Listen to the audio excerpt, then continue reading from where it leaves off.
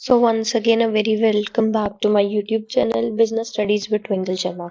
As you know कि हम लोग अपने रैपिड रिवीजन कर रहे थे, जहाँ पे हम लोगों ने अपना फर्स्ट पार्ट कर लिया था, जो कि आपका टोटल 14 मार्क्स का था, राइट। जो हमने सेकंड पार्ट स्टार्ट करा था, जिसमें हमने प्लानिंग कर लिया है। अगर आपको प्लानिंग की वीडियो चाहिए तो वो मैं डिस्क्रिप्शन बॉक्स में डाल दूंगी। तो आज का जो हमारा टॉपिक रहेगा वो ऑर्गेनाइजिंग रहेगा। ऑर्गेनाइजिंग कंप्लीट करने के बाद इट मीन्स हम लोगों ने 16 मार्क्स और कवर कर लिए हैं। ठीक है, इसका मतलब क्या हुआ कि आपने टोटल 30 मार्क्स की रिवीजन आपकी डन हो जाएगी, मतलब 30 मार्क्स आपके पक्के हो गए, जहाँ पे आपने बिल्कुल अपना क्लियर कर लिया बेस। ठीक है, जहाँ पे आपने नेचर पढ़ लिया, सिग्निफिकेंसेस पढ़ लिए, प्रिंसिपल्स ऑफ मैनेजमेंट पढ़ लिए, बिजनेस एनवायरनमेंट पढ़ लिया, प्लानिंग पढ़ लिया, और आज जो आप स्टडी करोगे दैट इज द ऑर्गेनाइजिंग। अब ऑर्गेनाइजिंग देखो, ऑर्गेनाइजिंग में आज मैं आपको क्या क्या बताऊंगी, वो आपका कंसेप्ट रहेगा कि ऑर्गेनाइजिंग एक्चुअली होता क्या है। जैसे मैं आपको बोलती हूँ कि स्टार्टिंग में आपको ना आपका मीनिंग क्लियर होना चाहिए कि होता क्या है। जब तक मीनिंग क्लियर नहीं होगा ना, तो आगे जाने का कोई फायदा भी नहीं है। ठीक है, तो सबसे पहले हम लोग अपना मीनिंग देखेंगे, फिर उसके बाद प्रोसेस पे आएंगे कि ऑर्गेनाइजिंग में हम लोग काम कैसे करते हैं। ठीक है, उसका क्या स्ट्रक्चर रहेगा, फॉर्मल इनफॉर्मल क्या होती है, डेलीगेशन क्या आती है, ठीक है, उसके एलिमेंट्स क्या होते हैं। फिर सेंट्रलाइजेशन डिसेंट्रलाइजेशन के बारे में पढ़ोगे, जहाँ पे आप लोग सेंट्रलाइजेशन में बोलते हो पावर एक हैंड में होती है, और डिसेंट्रलाइजेशन में बोलते हो पावर बहुत सारे हैंड्स में होती है। प्लस उसके बाद आपके पास एक और क्वेश्चन अराइज होता है कि डेलीगेशन और डिसेंट्रलाइजेशन में डिफरेंस क्या होता है। इसके ऊपर भी क्वेश्चन बहुत बार अराइज हुआ है, डेलीगेशन और डिसेंट्रलाइजेशन के बीच में डिफरेंस के लिए। ठीक है, और केस स्टडी की बात करें तो सेंट्रलाइजेशन डिसेंट्रलाइजेशन पे आती है, प्लस फॉर्मल इनफॉर्मल पे भी बहुत बार आई है, और डेलीगेशन में आपका प्रोसेस या फिर एलिमेंट के ऊपर केस स्टडी आती है। सो स्टार्ट करते हैं ऑर्गेनाइजिंग से कि ऑर्गेनाइजिंग क्या होता है। कंसेप्ट की बात करें तो to organise a business is to provide it with everything useful it to its functioning. देखो, आपने प्लानिंग कर ली, ठीक है, प्लानिंग में डिसाइड कर लिया काम करना कैसे है। ठीक है, अब नेक्स्ट स्टेप जो आपका आता है ऑर्गेनाइजिंग। अब जो आपने सोचा है उसके लिए काम भी तो करना है। काम करने के लिए आपको क्या क्या चाहिए वो सब आप इसमें देखते हो। ठीक है, कह रहे हैं चाहे आपको रॉ मटेरियल लेना है, ठीक है, चाहे आपको मशीनरी की बात कर रहे हो, या टूल्स इकट्ठे कर रहे हो, या पैसा लगा रहे हो, या फिर आप स्टाफ हायर करने की सोच रहे हो, तो यहाँ पे आप डिसाइड करते हो कि अब आपको काम करना कैसे है। कि ऑर्गेनाइजिंग में आप क्या कर रहे हो, जर्नल वर्ड्स में आपकी बात करूँ ऑर्गेनाइजिंग की, तो it refers to arranging everything. मतलब आप यहाँ पे अब सारी चीजों का इंतजाम करोगे। अभी जो जो आपने सोचा था ना, उसको सोचने के बाद अब आपको क्या करना है, उन सब चीजों का अरेंजमेंट करना है जो आपके बिजनेस में यूजफुल रहेगा आपके लिए, in orderly form and making the most efficient use of the resources. जो आपने रिसोर्सेज इकट्ठे करे, अब उसको आपको अच्छे से यूज भी करना है। ठीक है, तो ऑर्गेनाइजिंग का मीनिंग तो हमने ओवरऑल इसका क्रक्स क्या निकाला कि ऑर्गेनाइजिंग वो होता है जहाँ पे हम अरेंज करते हैं, रॉ मटेरियल बोलूं, मशीनरी बोलूं, टूल्स बोलूं, कैपिटल बोलूं, अपना काम करने के लिए। ठीक है जी। नेक्स्ट आता है प्रोसेस की ऑर्गेनाइजिंग होती क्या है, करेंगे कैसे काम। तो सबसे पहले आपने एक बिजनेस स्टार्ट करना है। ठीक है, आप सोच रहे हो कि यार मैंने काम क्या करना है डिसाइड कर लिया, अब कह रहे हो कि काम होगा कैसे। ठीक है, काम को अब आप सबसे पहले बांटोगे। The function of organising starts with the identification of the total work, कि ओवरऑल वर्क आपका है क्या, which is to be done to achieve the organisational goal, कि आप ऐसे क्या करो कि आपके ऑर्गेनाइजेशन का गोल फुलफिल हो जाए। सबसे पहले आप क्या करते हो, काम को डिवाइड करते हो। मतलब कि एक काम है, आपने सोचा कि अब मेरे को इसको करना कैसे, मैं इसको कुछ पार्ट्स में डिवाइड कर देती हूँ। ठीक है, सबसे पहले मैंने क्या करा, अपने काम को डिवाइड कर लिया, डिवीजन ऑफ वर्क, ताकि अननेसेसरी डुप्लीकेशन ना हो। ठीक है, मतलब कि एक ही काम बार बार ना करना पड़े। नेक्स्ट थिंग कि वेस्ट ना हो आपके एफर्ट्स, कि कुछ ऐसा काम ना कर दो जिसमें करने का कोई फायदा ही ना हो। ठीक है, फिर उसके बाद आते हैं डिपार्टमेंटलाइजेशन। अब लोग क्या करोगे, आप अपने डिपार्टमेंट्स बांटोगे। अब आपने सोचा कि आपने कंपनी स्टार्ट करनी है, ठीक है, कंपनी सोच ली, कंपनी का आपने क्या करा, काम को डिवाइड कर दिया। ठीक है, मीन्स आप लोगों ने क्या करा, डिवाइड कर दिया काम को। ठीक है, अब काम को जब आपने डिवाइड करा, उसके बाद आपने देखा कि आपकी जो कंपनी है उसके प्रोडक्ट्स कैसे हैं। ठीक है, फंक्शनल है या फिर डिविजनल स्ट्रक्चर है।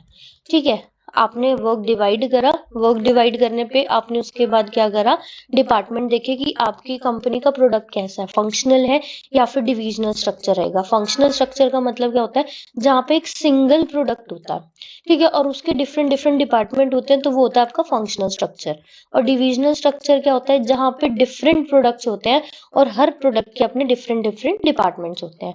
Once the identification and the division of work is done, कह रहे एक बार जब आपका काम आइडेंटिफाई कर लेते हो, डिवाइड कर लेते हो काम को, तो नेक्स्ट स्टेप ये होता है कि आप कंबाइन करो ग्रुप को related the activities into the units department. ठीक है, the process of grouping similar and related activity into the group of a large independent units or the department is known as the departmentalization। जब आप department बना लेते हो, जैसे आपने सोचा कि एक ही आपका प्रोडक्ट है, ठीक है, अब एक प्रोडक्ट को संभालने के लिए मेरे को लोग भी चाहिए, ठीक है, एक आपका आएगा प्रोडक्शन डिपार्टमेंट जो प्रोडक्ट प्रोड्यूस करेगा, एक आएगा आपका परचेज डिपार्टमेंट जो रॉ मटेरियल परचेज करेगा, एक आएगा आपका सेल्स डिपार्टमेंट, अब जो सामान लिया उसकी सेल भी तो करनी है, एक डिपार्टमेंट आएगा आपका मार्केटिंग डिपार्टमेंट जो क्या करेगा, आपके प्रोडक्ट को प्रमोट करेगा। लाइक एक प्रोडक्ट है और उसके डिफरेंट डिफरेंट डिपार्टमेंट है, वो आपका फंक्शनल स्ट्रक्चर होता है। ठीक है, चलो डिपार्टमेंट बना लिए, ठीक है, पहले काम देख लिया क्या है, फिर डिपार्टमेंट बना लिए। अब नेक्स्ट चीज होती है ड्यूटी असाइन करना कि कौन क्या काम करेगा। अब कौन क्या काम करेगा ये हम किस में देखते हैं, हम यहाँ पे उनकी एजुकेशन, स्किल, नॉलेज, एक्सपीरियंस के बिहाफ पे हम लोग वर्क को डिवाइड करते हैं। ठीक है, अगर मान लो किसी के पास मास्टर्स डिग्री है, ठीक है, मैनेजमेंट की है, बिजनेस की है, तो हम उसको मैनेजर बनाएंगे। क्यों? क्योंकि उसकी क्वालिफिकेशन ऐसी है, इट मीन्स उसको नॉलेज भी अच्छी होगी बिजनेस की, राइट। और अगर मान लो कोई इंजीनियरिंग का है तो उसको किस डिपार्टमेंट में भेजूंगी, प्रोडक्शन डिपार्टमेंट में भेजूंगी। ठीक है, जिसको क्वालिटी की नॉलेज होगी अच्छी, एक्सपीरियंस होगा, उसको मैं प्रोडक्शन डिपार्टमेंट में बोलूंगी। It means in short assignment of duty means department बनाने के बाद अब सबको मुझे अपना काम बांटना है कि कौन क्या काम करेगा।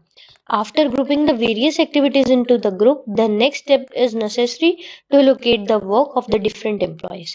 Duty should be assigned based on the knowledge, qualification, experience and capability of individual. Right, next आता है there should be proper match between the job requirement और कैपेबिलिटी ऑफ एम्प्लॉय। कह रहे ये नहीं किसी को भी किसी डिपार्टमेंट में डाल दो, नहीं, अकॉर्डिंग टू जॉब रिक्वायरमेंट, मतलब हमारी जॉब के अकॉर्डिंग ही हम उस एम्प्लॉय को भेजेंगे जिसमें वो कैपेबिलिटी होगी उस काम को करने की। ठीक है, नेक्स्ट आता है establishing the reporting relationship.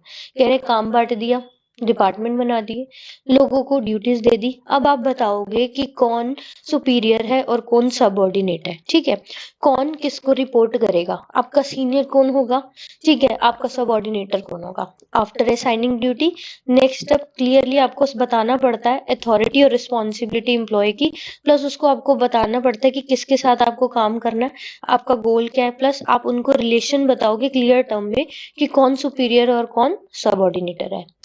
Next आता है आपका ऑर्गेनाइजेशन का स्ट्रक्चर।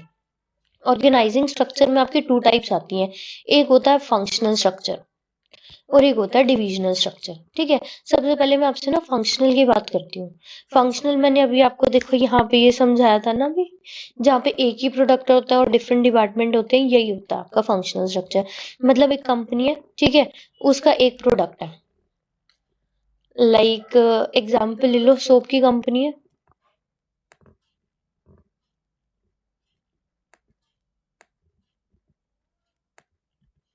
ठीक है, मेरी सोप की कंपनी है। अब उस कंपनी में कौन कौन से डिपार्टमेंट्स हो सकते हैं, एक मेरा आएगा सबसे पहले जो रॉ मटेरियल परचेज करेगा, मतलब परचेज डिपार्टमेंट। ठीक है, दूसरा मेरा कौन सा आएगा, प्रोडक्शन डिपार्टमेंट, जो क्या करेगा, प्रोडक्ट को प्रोड्यूस करेगा। ठीक है, दूसरा आपने क्या बोला, दूसरा आपका है प्रोडक्शन डिपार्टमेंट। ठीक है, नेक्स्ट आता है आपका मार्केटिंग डिपार्टमेंट जो आपके प्रोडक्ट की मार्केटिंग करेगा। नेक्स्ट आता है आपका सेल्स डिपार्टमेंट जो आपके प्रोडक्ट की सेल्स देखेगा। ठीक है, इट मींस आप क्या बता रहे हो, फंक्शनल स्ट्रक्चर वो होता है जहां पे एक ही प्रोडक्ट होता है और उसके डिफरेंट डिफरेंट डिपार्टमेंट होते हैं। ठीक है, इसके मीनिंग में भी आप सेम यही चीज ही लिखोगे। देखो, functional structure, this means that similar job are integrated into the function, and the major function are further categorized as the department which are handled by respective coordinating head। मतलब कि एक प्रोडक्ट है और उसके अंदर डिफरेंट डिफरेंट डिपार्टमेंट है जहां पे हमने काम को बांट दिया कि कौन क्या क्या काम करेगा। ठीक है, चलो हो गया हमारा फंक्शनल स्ट्रक्चर क्या होता है। अब कह रहे हैं एडवांटेजेस बताओ, क्या फायदा एक ही प्रोडक्ट के अलग अलग डिपार्टमेंट बना रहे हो। ठीक है, तो कहते हैं ऑक्यूपेशनल स्पेशलाइजेशन, लोग आपके यहाँ पे जो काम कर रहे होंगे ना वो स्पेशलाइज्ड होंगे अपने काम में। नेक्स्ट कहते हो इजी एंड इफेक्टिव ट्रेनिंग।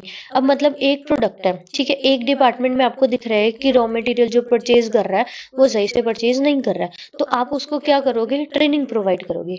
ठीक है, आप क्या कर रहे हो, ट्रेनिंग प्रोवाइड कर रहे हो। कैसे प्रोवाइड कर रहे हो, डायरेक्टली देख रहे हो कि कौन सी जगह पे कमी आई, किसको ट्रेनिंग देनी है, किस तरह की ट्रेनिंग देनी है, तो उसमें भी आपको आसानी होती है। नेक्स्ट कहते हैं attention to the different function, मतलब हर फंक्शन पे आपका ध्यान रहता है।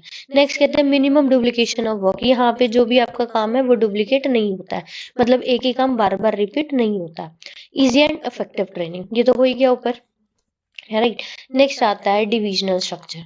डिविजनल स्ट्रक्चर क्या होता है, जहाँ पे एक कंपनी होती है, ठीक है, बहुत बड़ी ऑर्गेनाइजेशन है बट उसके पास डिफरेंट प्रोडक्ट्स हैं। ये मेरी एक ही कंपनी है, ठीक है, कंपनी एक है, उसके अंदर ना डिफरेंट प्रोडक्ट्स हैं, like product A, product B, product C, product D.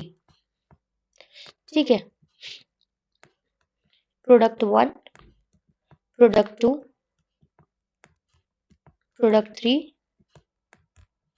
Product four.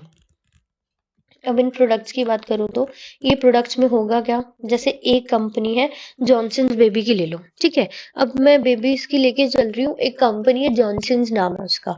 ठीक है, अब उसका क्या आता है, सॉप भी आता है, ठीक है, उसके लिए बेबीज का पाउडर भी आता है, ठीक है, उससे रिलेटेड उसके और प्रोडक्ट्स भी आते हैं। आप हिमालय का ले सकते हो, हिमालय का फेस वॉश भी आता है, सोप भी आता है। ठीक है, ऐसे बहुत सारे एग्जाम्पल हैं जो हमारे डिविजनल स्ट्रक्चर में आते हैं। एक वो कंपनी, ठीक है, ब्रांड नेम सेम है बट उनके जो प्रोडक्ट्स हैं वो डिफरेंट है, और हर प्रोडक्ट के अंदर ना उनके खुद के डिपार्टमेंट होते हैं।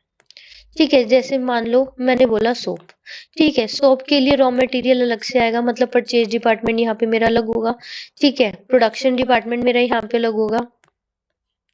नेक्स्ट मेरा सेल्स डिपार्टमेंट है वो भी अलग होगा, और जो मार्केटिंग करेगा मेरे लिए वो भी अलग होगा।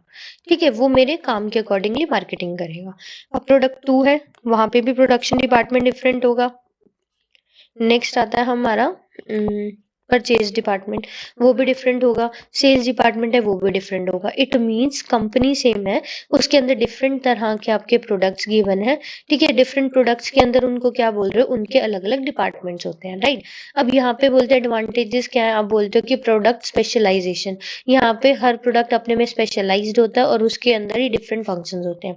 कह रहे फास्ट डिसीजन मेकिंग, यहाँ पे आपको हेल्प करता है डिसीजन लेने में कि आप जल्दी डिसीजन ले लो। ठीक है, आपका प्रोडक्ट है, आपके अंडर ही सारे डिपार्टमेंट आते हैं, तो हर कोई अपने लिए अकाउंटेबल होता है।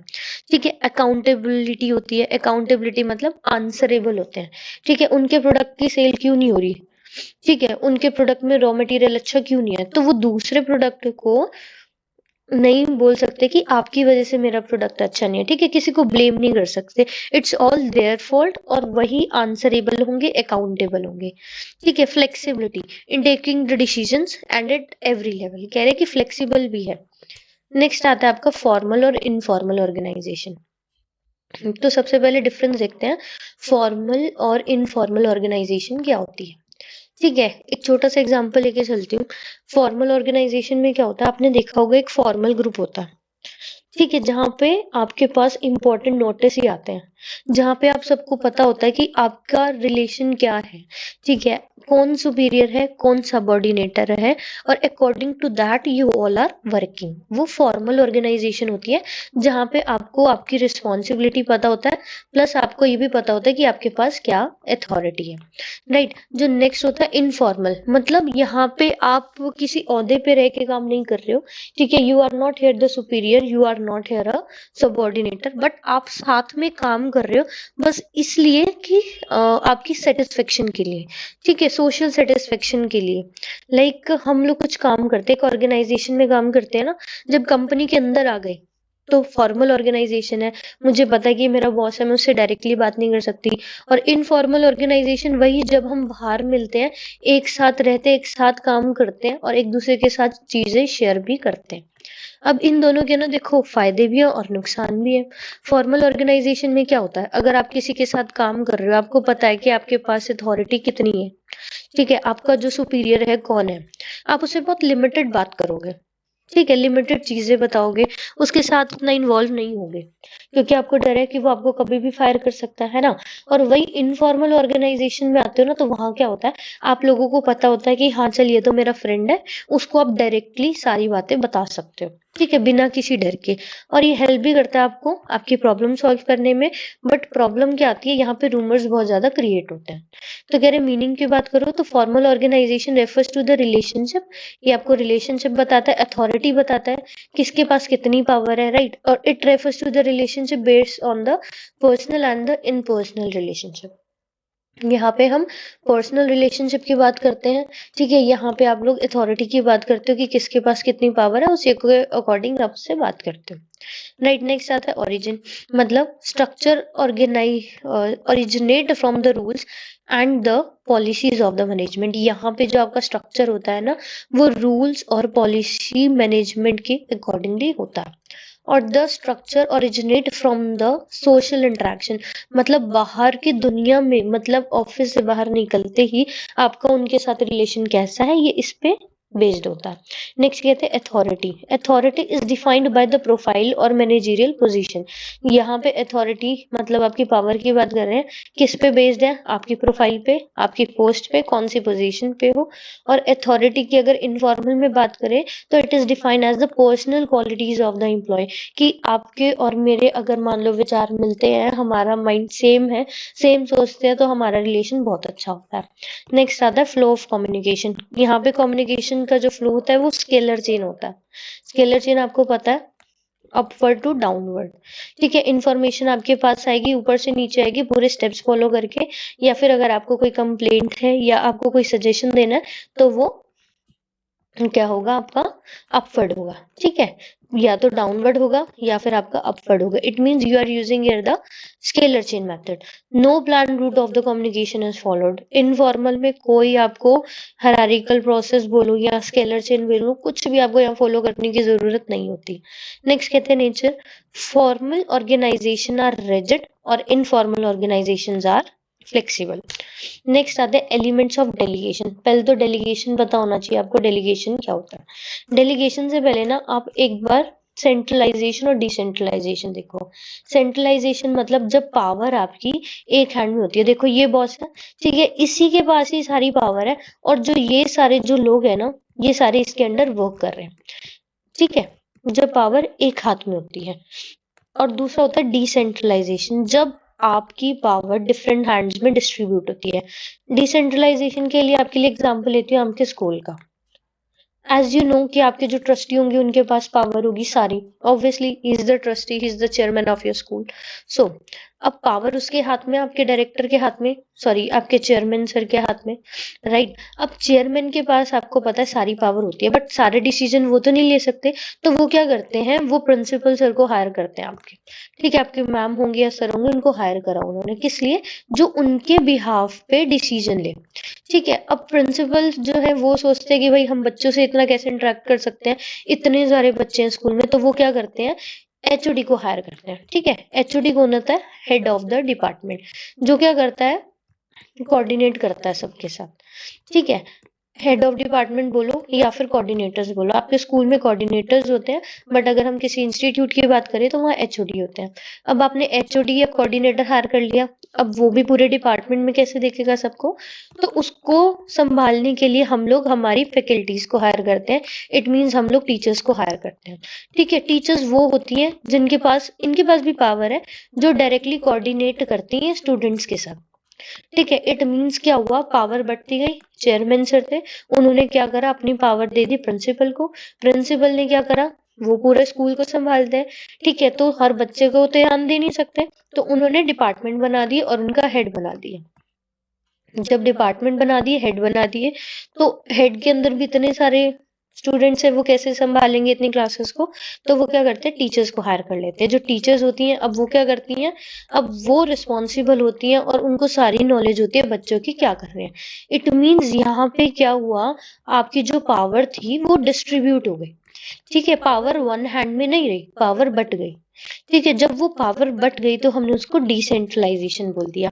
It means it will happen in the large scale organisation. जब आपकी ऑर्गेनाइजेशन बहुत बड़ी होती है, आप अकेले नहीं संभाल सकते, तो आप वहां पे डिसेंट्रलाइजेशन का प्रोसेस फॉलो करते हैं।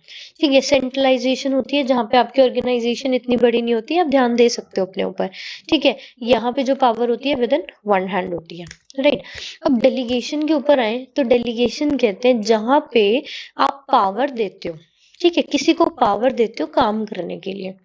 ठीक है, आप अपनी रिस्पॉन्सिबिलिटी देते हो, जैसे मैनेजर है। ठीक है, आप किसी कंपनी में काम करते हो। ठीक है, वहां पे एक मैनेजर है। मैनेजर क्या करता है, अब सारा काम खुद तो करेगा नहीं, तो वो क्या करता है, उसको जो टीम दे रखी होती है ना, उस टीम में जो लोग होते हैं उनको काम दे देता है। काम दे देगा, अब काम होगा कैसे।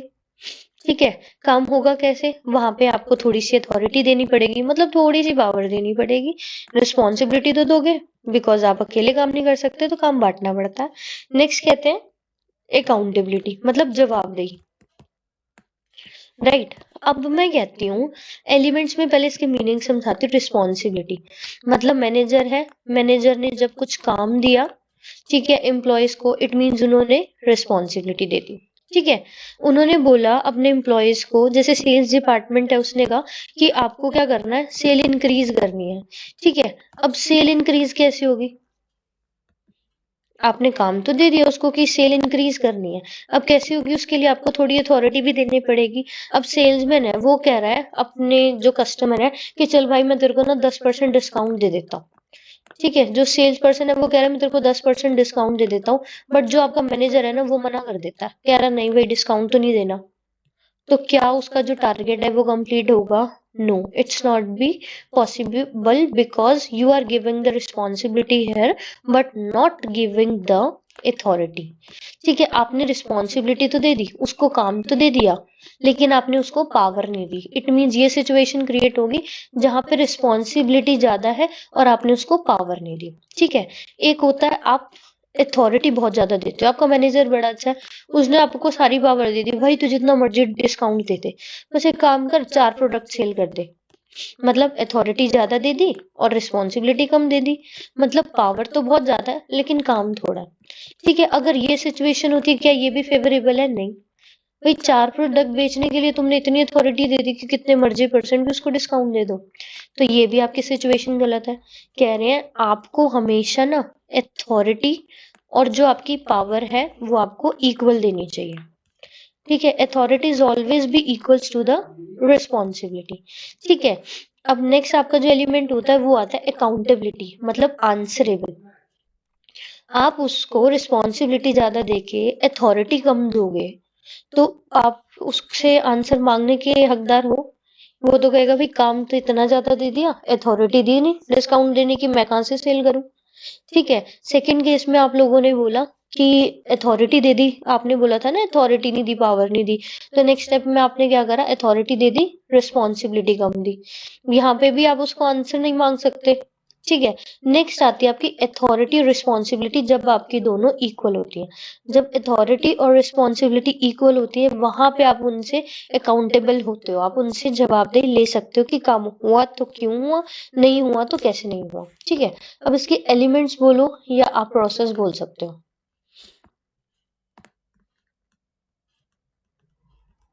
बट ऑलमोस्ट ये एलिमेंट्स में ही आता है आपका क्वेश्चन, अगर केस स्टडी आएगी तो आपकी एलिमेंट से ही आएगी। ठीक है, रिस्पॉन्सिबिलिटी मतलब a manager will assign some specific work और टास्क टू हिज सबऑर्डिनेटर। कह रहे मैनेजर कुछ काम को देता है, टास्क देता है अपने सबऑर्डिनेटर को, thus he is assigning his team members or subordinate with the some responsibility। it means वो क्या कर रहा है, कुछ काम बांट रहा है। it is not the job of his subordinator to work efficiently and use his mental and the physical capability to accomplish the task। And hence fulfil the responsibility. सारा वही है जो भी मैंने आपको यहाँ पे समझाया है ना, अथॉरिटी ज्यादा दी, रिस्पॉन्सिबिलिटी कम दी, या फिर रिस्पॉन्सिबिलिटी ज्यादा दी, अथॉरिटी कम दी, वो सब आपको यही बता रहे हैं कि रिस्पॉन्सिबिलिटी मतलब जब आप किसी को काम देते हो। ठीक है, मेरे मैनेजर ने काम दिया, अपना काम कंप्लीट करना है, so manager can only assign these responsibility to his subordinate. अब मैनेजर है, मैनेजर के ऊपर भी उसका कोई बॉस होगा। ठीक है, मैनेजर के ऊपर जो बॉस है उसने काम दिया था, उसने कहा था भाई मुझे ये काम कंप्लीट चाहिए, तो आपका मैनेजर क्या करता है, आपके मैनेजर को काम मिला, आपके मैनेजर ने आपको काम दे दिया। अब अगर आपका काम कंप्लीट नहीं होता तो आप बस मैनेजर तक रिस्पॉन्सिबल हो, काम क्यों नहीं हुआ। ठीक है, ऊपर जवाब कौन देगा, मैनेजर देगा। इट मीन्स उसने क्या करा, आपके साथ बस अपनी रिस्पॉन्सिबिलिटी शेयर करी ताकि उसका जो टास्क होता है वो इजीली कंप्लीट हो जाए।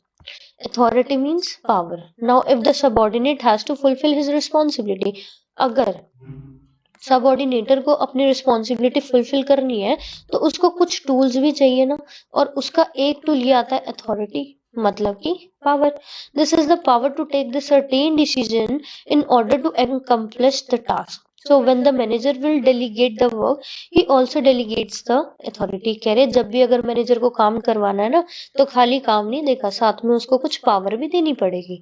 This will allow the subordinates to take the independent decision, ताकि जो सबऑर्डिनेटर्स हैं वो इंडिपेंडेंटली डिसीजन ले सके। ठीक है, और उनका जो टास्क है वो टाइमली कंप्लीट कर सके। नेक्स्ट आती है आपकी अकाउंटेबिलिटी, जहाँ पे मैनेजर डेलीगेट करता है। जब मैनेजर आपको काम भी दे रहा है और अथॉरिटी भी दे रहा है, he need to check on the work of the subordinate, he is accountable for the work done by his subordinate. क्यों, क्योंकि जो आपका मैनेजर है ना वो अकाउंटेबल है ऊपर कि उसकी टीम ने काम क्यों नहीं किया। अगर आपका मैनेजर आपको बोलता है ना कि आपको सेल करनी है 50% 60%, तो उसका जवाब आपके मैनेजर को देना पड़ता है ऊपर कि इतनी सेल क्यों नहीं हुई। राइट, वो आपको रिस्पॉन्सिबिलिटी दे रहा है, अथॉरिटी दे रहा है, बट अकाउंटेबल कौन होगा, आपका मैनेजर होगा। Unlikely authority accountability can not be delegated. कह रहे हैं अथॉरिटी और अकाउंटेबिलिटी कभी भी डेलीगेट नहीं हो सकती। Right, so the incapability of the subordinate to complete the task satisfactorily will be manager's fault. अगर इनकेपेबल है आपका एम्प्लॉय, ठीक है, वो काम नहीं कर रहा, तो वहां पे कौन रिस्पॉन्सिबल, आपका मैनेजर है। ठीक है, सेंट्रलाइजेशन डिसेंट्रलाइजेशन दे दिया कि आपको स्टार्टिंग में बता दिया था। सेंट्रलाइजेशन क्या होता है, एक मेथड होता है जहां पे आप मैनेज करते हो अपनी पावर को। ठीक है, सिंगल अथॉरिटी होती है डिसीजन लेने के लिए। डिसेंट्रलाइजेशन में क्या होता है, जब आपकी पावर बहुत सारे हाथों में बट जाती है। ठीक है, सो आपके इंपॉर्टेंट क्वेश्चंस की बात करूं तो सबसे ज्यादा इंपॉर्टेंट इसमें आपका क्या आता है, आपका प्रोसेस फर्स्ट थिंग, जिसके ऊपर सबसे ज्यादा क्वेश्चन आते हैं कि आप कौन से स्टेप पे काम कर रहे हो। नेक्स्ट आता है आपका स्ट्रक्चर, स्ट्रक्चर पे भी बहुत सारे क्वेश्चंस आते हैं, बट ये है फंक्शंस, हाँ डिविजनल स्ट्रक्चर ये सब हो गया। और डेलीगेशन में अगर क्वेश्चन आएगा तो ये आ सकता है कि अथॉरिटी ज्यादा क्यों नहीं होनी चाहिए रिस्पॉन्सिबिलिटी से, या रिस्पॉन्सिबिलिटी ज्यादा क्यों नहीं होनी चाहिए अथॉरिटी से, और कौन सी सिचुएशन करेक्ट है। ये आपका 1 मार्क्स के क्वेश्चन में जरूर आता है, एलिमेंट से एमसीक्यू निकल के आता है। ठीक है, सो here I'm ending my video. Thank you for watching my video. अगर आपको कंटेंट अच्छा लगा हो so please like my video and subscribe to my channel. Thank you.